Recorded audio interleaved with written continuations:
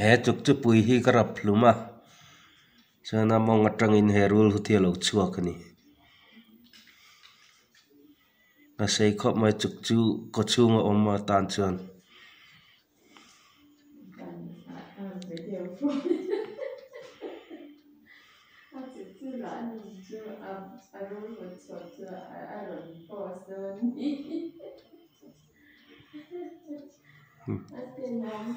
mawng atanga lo chhuak ania a chhuak tira kala lawa hei a om hran to hnu kala a mawng chukchu mawng atang nge ya chhuak hi ania